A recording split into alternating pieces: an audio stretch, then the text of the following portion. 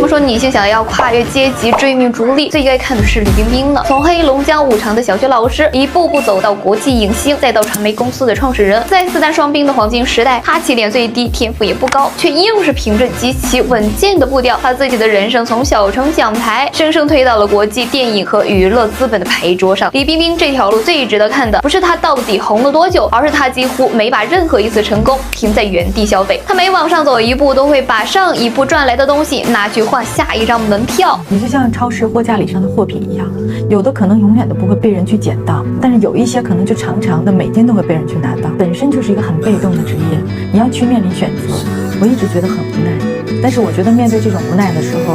我只是一句话告诉自己：当你不能去改变别人，当你不能去改变这个世界的时候，你就去改变你自己。中专毕业以后，李冰冰已经在五常当上了小学英语老师，稳定的工作和稳定的工资，这在90年代的小城市里，这已经是一条相当稳妥的人生。偏偏一次参加演出时，有人看到她的天赋，建议她去考上海戏剧学院，一边是已经拿到手的工作，一边是重新考试、重新读书。毕业以后能不能吃上演员这碗饭都不知道，但李冰冰还是去了。从五常到上海，她第一次亲手砸碎了被安排好的命运，把自己扔进了一个截然不同的竞争场。很多女性总以为改变命运需要天降贵人或者一夜暴富，但实际上呢，跨越阶级的第一步往往是从主动离开舒适区，去更大的池子重新摸底开始的。可进了上戏，并不代表从此一路开挂。娱乐圈从来不缺漂亮女孩，更不缺科班出身的演员。李冰冰早期同样要从一个个小角色开始熬，少年包青天的林楚楚让更多的观众认识她，机灵小不懂少年张三丰接连播出后，她才终于从普通新人变成了全国观众叫得出名字的电视剧演员。走到这里其实已经很成功了，如果继续守着电视剧拍，她照样可以有收入、有知名度、有稳定的位置。但李冰冰没有把这份国民度一直吃下去，那个阶段真正的一线女演员竞争，电影作品和重量级奖项几乎绕不过去，于是她开始往大荧幕挤。天下无贼让她进入头部电影项目，云中瑶里的王碧云让她拿到了华表奖和百花奖。到了风声，她和周迅同台飙戏，最后是她凭借李宁玉这个角色拿下了金马奖最佳女主角。这时候她前面积累的电视剧知名度才完成了第一次真正的兑换，观众认识你是人气，行业愿意把更重要的角色和项目交给你，才开始变成信用。所以李冰冰争的从来不只是多拍几部电影，她是在把红继续往前换。国内电影的位置站稳以后，她又开始冲击国际市场。功夫之王之后，她陆续进入生化危机5、变形金刚4，后来又出演了巨齿鲨。这个时期的李冰冰毫无疑问已经走到演员生涯的天花板，但如果她只停留在国际女演员的身份上，她依然是个高级的打工人。她比谁都清楚，演员的商业价值极度吃年龄和曝光率，一旦产量下降，这一套价值也会跟着大幅缩水。所以她完成了人生中最关键的一次身份跃迁，将个人名义转化为商业资本。她与妹妹李雪深度绑定，创立合颂传媒，将自己多年积累的明星影响力、顶奢商务和行业人脉打包成一家公司的核心资产。后来合颂扩大经济版图，甚至吸引了赵丽颖等头部艺人以合伙人身份加盟。至此，李冰冰彻底改变了自己在行业里的生态位。早年她要等剧组挑选，红了之后大项目主动找她，而现在她自己就是平台，是资本运作的操盘手。这也是她前面那些名和利真正开始变成筹码的地方。电视剧给了她知名度，她把它换成了电影机会，奖项增加了行业信用，她又把这份信用带进了更大的市场。等个人影响力积累到一定的程度，她再把过去围绕李冰冰本人运转的资源慢慢延伸到公司和更多的项目上。所以再看李冰冰，最有意思的从来不是一句她很有野心，想红、想赚钱、想进入更好的圈层，本身并不稀奇。真正拉开差距的是，你得到这些以后，能不能继续拿它换东西？如果名气最后只能换来更多的关注，名气就只是名气；如果收入只是提高消费水平，钱也只是钱。可一旦他们开始让你接触到更大的项目、更高的信用、更广的资源，甚至让你的价值不再只能依赖自己亲自工作才能产生，原来的名利才真正改变了你的位置。李冰冰从老师走到演员，从电视剧走进电影，从国内进入国际市场，再把个人明星价值延伸到公司。几次转弯看似不同，其实一直在做同一件事儿，不把上一站当终点，而是把上一站赚来的东西继续变成下一站的入场券。这大概才是证明逐利最现实的意义，不是证明自己比别人过得好，而是有一天你会发现，那些过去根本轮不到你决定的事情，最终开始有了让你自己选的余地。